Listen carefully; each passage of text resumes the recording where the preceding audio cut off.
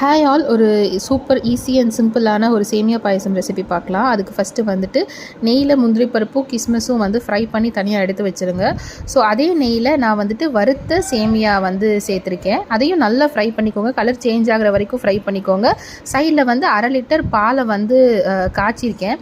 So அந்த பாலை வந்து நம்ம இது கூட ஆட் பண்ணிக்க போகிறோம். 1 கிளாஸ் பால், 1 கிளாஸ் தண்ணி ஃபஸ்ட்டு அந்த வறுத்த சேமியா கூட ஆட் பண்ணிக்கணும். சேமியா வந்து வேகிறதுக்காக இதை நம்ம பண்ணியிருக்கோம். ஸோ சேமியா நல்லா வெந்ததுக்கப்புறம் இன்னும் 2 கிளாஸ் பால், 2 கிளாஸ் தண்ணி ஊற்றிட்டு நல்லா மிக்ஸ் பண்ணிக்கணும்.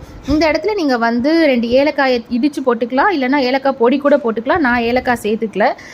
சர்க்கரை, நாட்டு சர்க்கரை எதுனாலும் போட்டுக்கலாம். நான் அது ரெண்டுமே போடல. அதுக்கு பதிலாக 1/2 டின் அளவுக்கு கண்டென்ஸ்டு மில்க் வந்து நான் சேர்த்துருக்கேன். ஸோ கண்டென்ஸ்டு மில்க் வந்து நீங்கள் ஊற்றிட்டு ஃப்ரை பண்ணி வச்சுருக்கிற நட்ஸ் எல்லாம் ஆட் பண்ணிட்டீங்க அப்படின்னாலே உங்களுக்கு இந்த பாயசம் வந்து ரெடி. ரொம்ப ஈஸி, ரொம்ப சிம்பிள், ரொம்ப டேஸ்டியாக இருக்கும். ட்ரை பண்ணி பார்த்துட்டு எப்படி இருக்குன்னு மறக்காம என் கூட கமெண்ட்ஸில் ஷேர் பண்ணிக்கோங்க. பாய்.